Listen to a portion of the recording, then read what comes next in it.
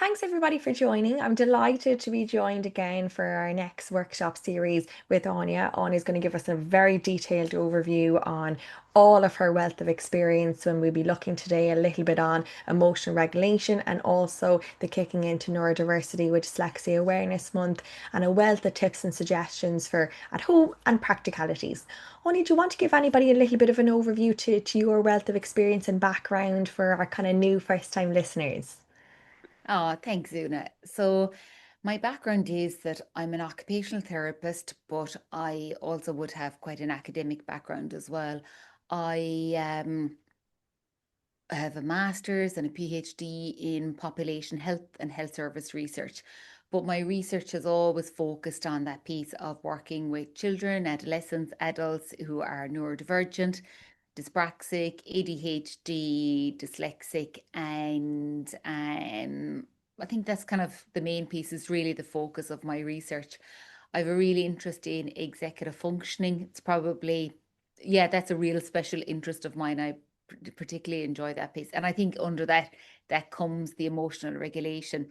I'm dyslexic as well myself. So I suppose having, and especially doing a PhD, you really see the impact of your dyslexia on that at a wide range of levels. So yeah, so it's a pleasure to be here today, Una. So thank you. Oh, sorry, you asked me one other question. Who do I work with? Now I work predominantly with professionals. I'm also a qualified coach as well. So I provide a lot of coaching for neurodivergent individuals in the workplace. As part of that, I might provide workplace needs assessments under the new Work and Access scheme, and I provide coaching as well. I also speak at events and I provide training for, I was going to say health professionals, but really anybody who's interested in those topics around emotional regulation, executive functioning, and neurodiversity. Amazing. It's so much for us to unpack in such a short snippet of time. And you mentioned one or two things that we looked at previously. So anybody obviously tuning in, do obviously link into our other webinar series that we did with Anya previously and provides obviously so much tips and suggestions around, slightly overlapping terms, but slightly different topics as well. So I suppose, Anya, maybe let's just dive straight into it. And I suppose we've moved through the kind of back to school period and we're in now to maybe things settling down a little bit more for parents maybe that have a child that's neurodivergent or even from a general context, what maybe might be the practicalities that they can look at around that emotional regulation piece, or where might be the best place to start, I suppose, really for somebody that maybe is struggling in this area or is kind of unsure as to what to do. Often, kind of by October time, you can really see that piece around emotional regulation because, that first month of or first 6 weeks, yeah, I think, when you go back to school and new starts or transitions, it's difficult. It requires so much cognitive, physical, and emotional energy. And I think sometimes by October, we're really starting to see it because, kids, adolescents, adults, we've invested so much in it. And when we start to cognitively get tired and physically, now, what I mean physically at that body level, that real sensory regulation, we're constantly, in a way, overworking because our body is tuning into so much sensory stimuli in the school environment, the work, home environment. And it leaves us then, we can see it nearly looks like emotional dysregulation, but actually, when you stand back from it, you can see there's a bigger picture here. So sometimes it's nearly just a pause, Una, just to actually go, you know what? We're back a month now to pause and just slow down. And maybe rather than trying to fix it and go, oh gosh, what strategies do I need? Just to actually, like I always say to people, I know this sounds really cheesy now, right? Okay. But it was why I originally developed the Radiant coaching framework because I think you can't do anything without relating, first of all. You just have to actually pause. And especially for kids, it's so tempting to want to help. And with our helping, we're ultimately trying to fix, but actually just connect with them, first of all, and acknowledge with them, not when they're dysregulated, but maybe when you're sitting on the couch or driving in the car or out for a walk or something, to go, gosh, like we're back now, and how are you getting on?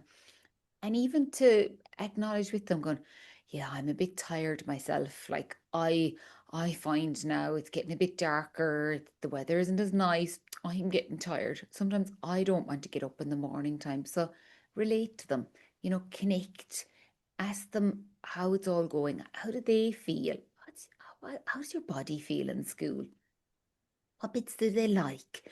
What bits, are they not mad about? And just to open that kind of discussion, really. And I always, if you can at all, when you relate, as adults, we relate by, I think, such a cultural thing in Ireland is having a cup of tea. If there's anything wrong, it's like, oh, let's make a cup of tea. You go into somebody's house, would you like a cup of tea? And we need to relate to kids, maybe just a different activity or occupation, not a cup of tea, but maybe it's a hot chocolate or, will we sit on the couch and watch telly together or read a book or whatever your thing is. But to pick something that there's that sense of that the focus isn't all on them, that there's something nice here that we can relate and just kind of like start to connect and nearly check in. And then we can start to analyze and go, right, okay, I wonder here, is it that actually this transitioned back to school, maybe it's the sensory environment that at a body level, they're feeling really exhausted when they come home from school because the level of noise and visual stimulation and movement. And often then they're, even though there's lots of movement in the classroom, they're actually not getting enough movement. Yeah. And especially when it's dark and cold, it's hard to get in that nice grounding movement. But we can start to analyze, okay, is it the sensory stuff? Is it the cognitive stuff? Are they completely exhausted from meeting school expectations? The teacher says, no, they're doing really well. They've transitioned back to school really well. But actually, home is just like, eh. Or is it that actually it's tricky in school as well? And then where are they at with their emotional regulation? So try to just analyze it in context of going, which bit is it? How are they getting on? And then we can start to think about like developing, okay, so what's our going to be when we say goal? Like that sounds very like, oh, I always like sometimes like I like the word goals and I hate the word goals. Yeah. But what is it we want to focus on? What's our priority? And then we can start to think about strategies or like, what actions are we going to implement? And that's the bit that sometimes it's nearly easier to dive into the strategies and then map back. And I think anybody listening to this, you'll do your own analysis. So sometimes when you look at the strategies help us to analyze what's going on. So I always encourage people to start with, like, looking at, okay, are our kids avoiding anything? Are we avoiding something, a certain situation or activity or a specific routine? And just to be like, oh, isn't that interesting now? I wonder why they're avoiding that. And avoidance usually indicates that we don't like it. Maybe it's really difficult, it's uncomfortable, there's something in it that hasn't developed as a habit. And to just kind of like throw it out there and go, right, what might, and maybe that avoidance is a protective strategy.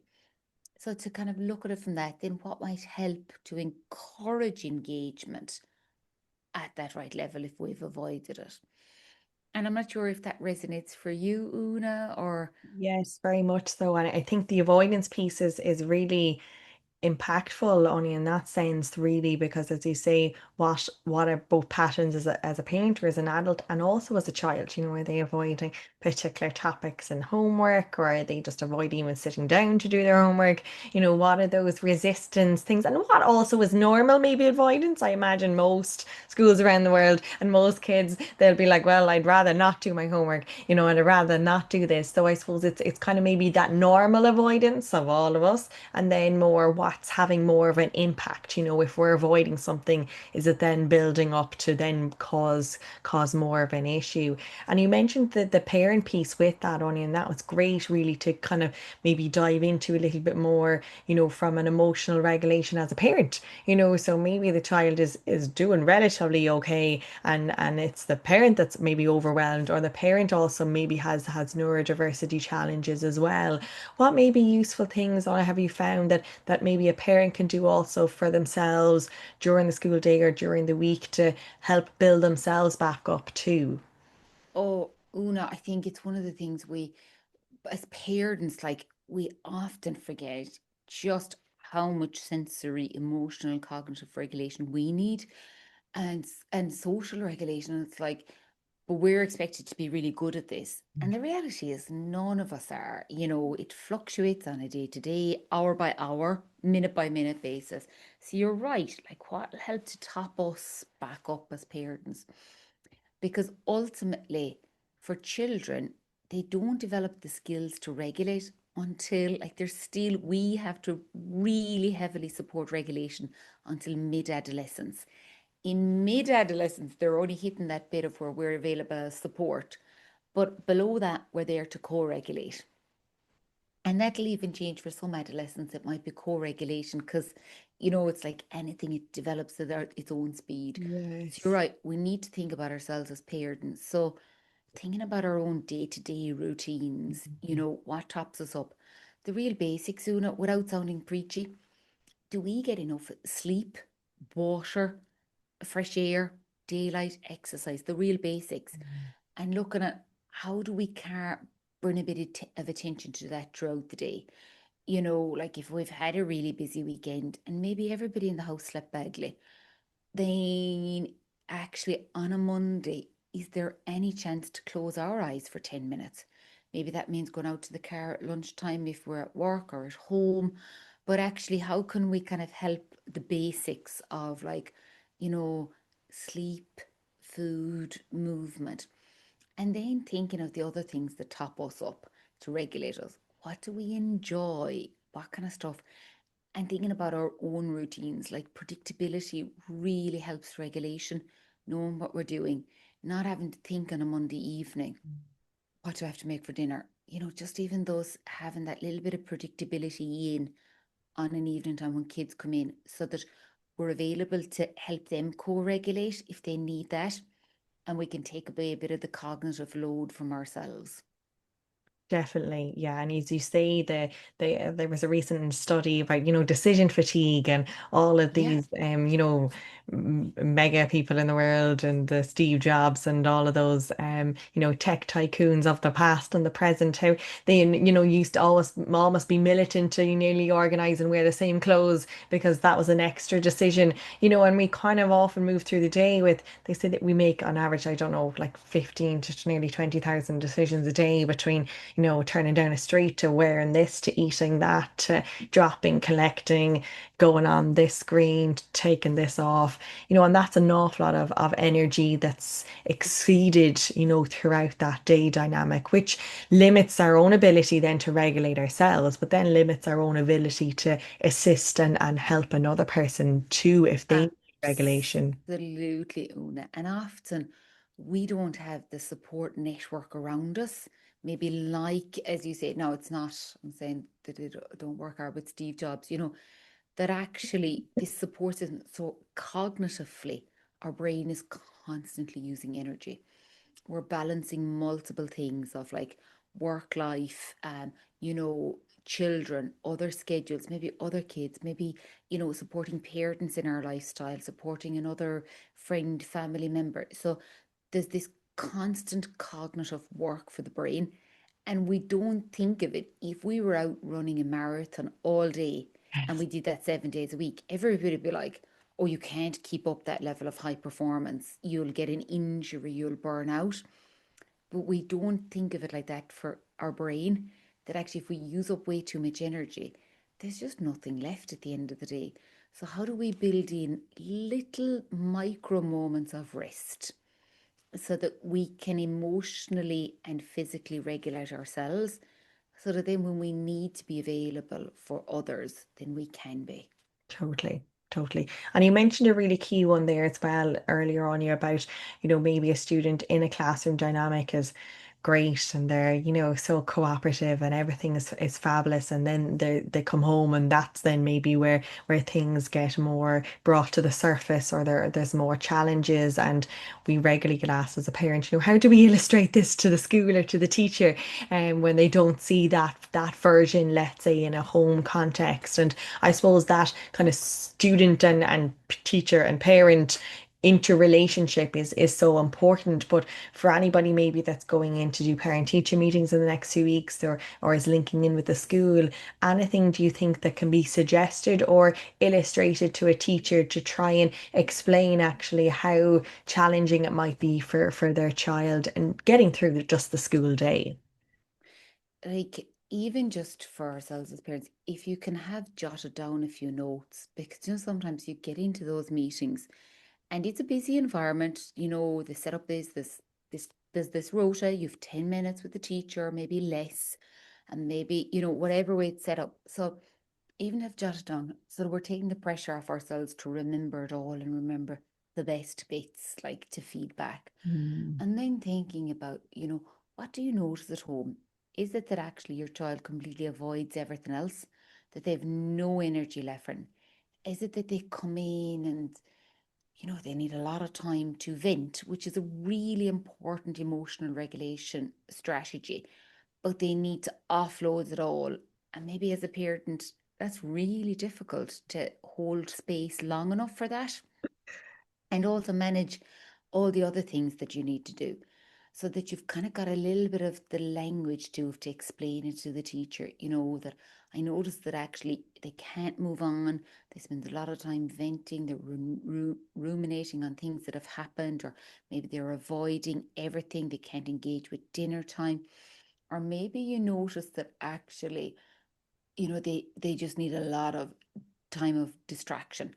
So maybe they come home from school and they just want to go on their iPad or watch TV or whatever it is, because actually they can't cope with the demands of everything else. The brain needs pure distraction. And yes, a little bit of distraction is good, but too much. And again, that's not helping us to cope with the demands of home life. Yes.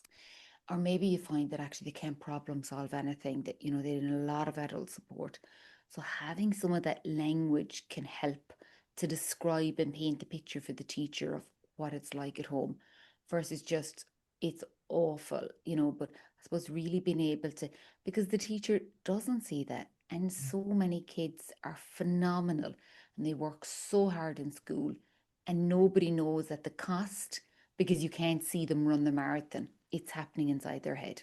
Yes, definitely. Yeah. And I think it's just such a big piece for most of students. But as we know, masking obviously is a huge element with someone with Huge. neurodiversity, and just plow through the day and how do we get it all done? And we be so cooperative or, just blend in and do as they're told. Most students, not everybody, but just trying to fit in and do everything to the best of the ability. And then it's almost like when it's time to go, it's just everything is released, and that window as well between one school day and the next 2 days is also quite short. If somebody has an activity, they've dinner and they have to do their homework, that's pretty much the day before they go back in again.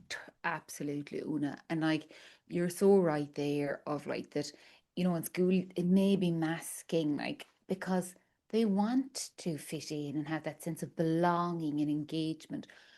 But it's why it's so important for the school staff to understand that as well and have insight into it. That, actually it is really important that Anya has a break during the day, that actually she does get up, because otherwise it's like, we often talk about the body regulator. Once you go into debt, it's always really hard to pay back financial debt. Yes. But, so when you're in your overdraft, it's worse. And that's the same with the body regulator. When you're paying back, it's from a very negative place. Actually, when you're in credit and there's money there in Mm. your current account and the body regulator is doing okay, then it's all right. You can top it up quicker. It's much quicker. So that's why it's so important that we know these, the teacher understands it, that actually, yes, it might look like Anya's doing perfectly fine in the class, But actually, it's really important that she actually does hold on to those movement breaks and getting out where it's calm, quiet, a little bit of downtime, because actually it means that, her body regulator doesn't go into the red.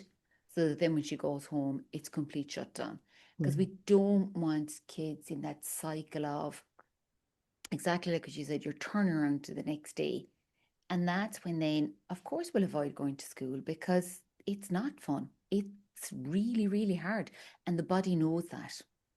Totally.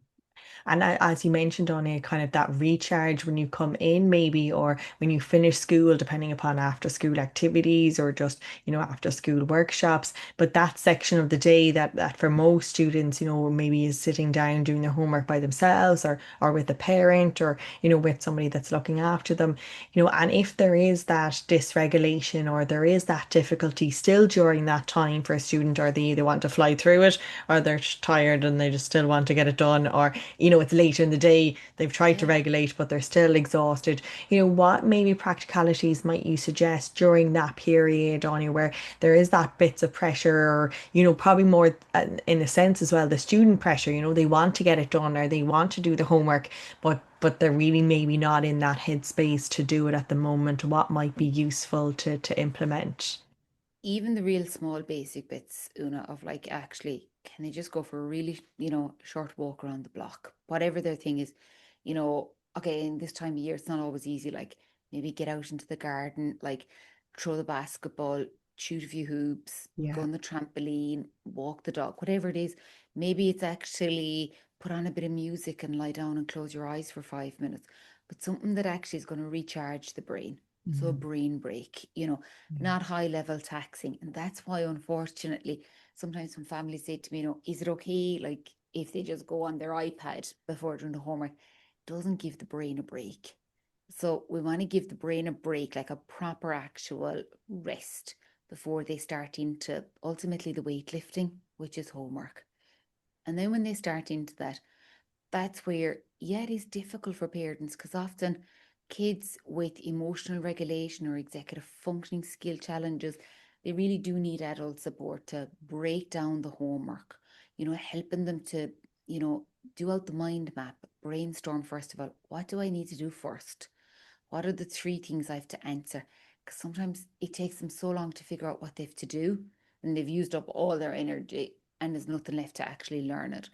So it is the bit that can be really tricky because as a parent, it's not always easy and kids don't always want us to help them. But if they're open to it and we can, it's invaluable, that support with them, because it kind of takes a bit of the pressure off them to problem solve it, to identify what they have to do, look at it differently. Like we call that cognitive reappraisal, but rather than, thinking, oh, I have to face into French and I don't even know, it's like, all right, okay, do you know what? We'll just do the first two questions together. We can cognitively reappraise it. So helping them to break down what they have to do, make it visual, not that they have to write it out, but just bullet point down quickly. Have a bunch of post-it notes beside you.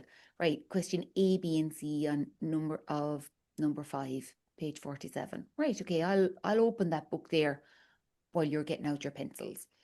So we have to scaffold it a little bit for them. Definitely. And I think, as you mentioned, trying to integrate that approach of the brain breaks, so useful really, and what kind of is the view of a brain break, what certain activities actually are restoring and what Yeah, actually is more tasking. And maybe even, as you mentioned there about iPads on it, maybe even, from that older age group perspective, maybe a parent of a teenager that is maybe doing now, maybe transition into secondary or obviously into a new academic year or a state exam year, and there's maybe a lot more tech and there's maybe a little bit more resistance, and then there's a lot more social maybe, or other things going on for them. What might you suggest that could be useful for them to implement over the next few weeks if there's difficulties, or if there's a lot of things that are new, and they're kind of met with maybe a little bit of hesitancy, or just, the usual, yeah. everything's fine and pretend, and they're not getting told, all the information. Yeah. So I suppose it's tricky because in secondary school then as well, for some kids, they need their laptop whilst doing their homework. And that's a distraction in another sense. So, how do we actually help them to set it up that it won't distract them? Can we shut down certain apps on it while they're doing it? And just, it's like rather than leaving the chocolate bar on the table, can we just have it out of sight? Shut down all of those bits, make it easier for the brain rather than that bit of it. Not when they're just about to go into homework, but maybe sharing this information with them at when the time is right. Have that connection saying, look, when you're studying, and you can say, maybe I heard this on the radio, wherever.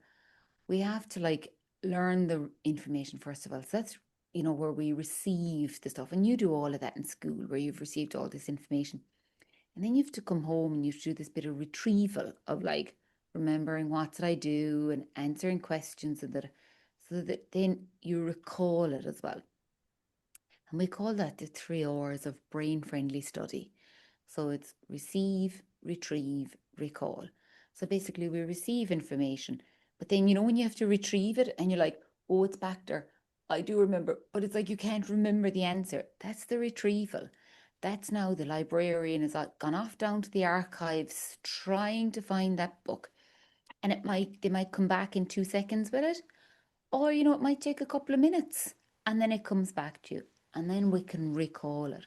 So helping them to think about rather than just I have to rote learn all this stuff, giving them helping them to understand why are we doing this? Like, why am I encouraging my child to draw out a mind map? Because, oh, you know what? That helps with retrieval and it helps with recall later. Because if you just rote learn it, the librarian will never be able to retrieve it because it won't be found anywhere. There's nothing to hook it onto. So even sometimes by explaining to kids can make study, it's not that they're going to be super excited about doing it, but actually at least they know the why behind it. Yes, very much so. And even for those subjects, as we all know, the algebra and all the various forms of maths and the daily nuances of why do we need to learn this? And sure, I'm going to be doing this when I'm older, so why do I need to have this as a dynamic? And then the resistance may build and build and build. And I suppose it's then, as you say, maybe explaining the concept of it to them might help in that instance as well. Sometimes to validate it as well, to say, you know what, look, you're right, actually. Nobody asks me to do homework when I've come home from work. And you're right. I would be pretty grumpy if I had to turn back on the laptop and do more work. You're right. And actually, our education system is set up a bit like that. But I can't change it for you. Yeah. How are we going to work through it together? Yes, very much so. As you say, outlining the practicalities that it is unfortunate, but that unfortunately is the system at the moment. And as long Yeah, as, we have compulsory somewhat education for certain age ranges, then yeah, that's the way to move through it. And I suppose it comes with extra challenges when someone has that neurodiverse lens of sitting projects and exams, etc., and totally. and all of those extra challenges. But then it's also where we can be compassionate as well and see where their strengths are to go, okay, so which subjects am I going to put my energy into? And which ones am I okay with just doing? That as a parent, sometimes we want the best for kids, but actually we might have to refine our expectations too, as well, Mm. as to what's okay and just, where do we want their energy to go? Very much so. And also, in an important aspect, the other slant where, students are just so highly capable, and unfortunately, there are limitations to the system, but, their delivery, and as you mentioned with the 4 Rs, the recall, as we know, is probably one of the most challenging for someone with neurodiversity. But actually, if it's presented to them in, as we know, kind of an interactive way or multi-sensory approaches, etc., the recall may be an awful lot may easier or a quicker process. So it might be as well going back. Absolutely. Because it's that bit of what hooks it on for the brain. Like rote learning does not suit many people, really, So Yeah. absolutely, Una. Yeah. And only if anybody wanted to touch in or get available to any of your, support strategies or, from a parent or an organization based, how best do they get in touch with you? feel free to drop me an email. My email address, and there's also a contact form on the website, which is www.radianceconsultinghub.com. I'm also on Instagram and LinkedIn, so feel free to drop me a message. But I think probably email is my preferred form because it keeps me structured and organized. And if there was any two takeaways on here just for parents, of anything practicality that they could do now when they come off this webinar, what would you recommend as the two takeaway things that they could do? Definitely, I've even the hand up before we even start doing it. It's like relate first of all, because actually acknowledging with compassion that, it's tricky being back at school. So, first of all, relate, because without that connection, we're not going to be able to do anything else. And then looking at what strategy is going to suit their child's needs best. Is it that actually they need space to be able to debrief and vent a bit after school? Do they need a little bit more of the sensory stuff, a bit of movement, a bit of relaxation, bit of, is it for some kids it's like they need that shower or a bath to help calm and regulate? Is it that actually they need a little bit more of the cognitive regulation strategies of helping them to problem solve, helping them to figure out things, look at things differently? Is it more of the emotional regulation strategies that they need of like, so actually that's way more than two. But I suppose, sorry, Una, just thinking along those lines, really, they're the key takeaways, I'd say. The more the better, but also, compactness and practicalities as well. That, there's loads in there, but obviously, figuring out what will be useful for yourself at home and what kind of key takeaways are for yourself as well. Absolutely. Thank you so much for joining us and all your lovely top tips and suggestions. Thank you everybody for watching and listening. We're wishing all a fabulous month ahead with dyslexia and ADHD Awareness Month with a wealth of other webinars and booklets. So feel free to touch base with Anya for some additional support as well, and stay tuned for some of our up and coming workshops.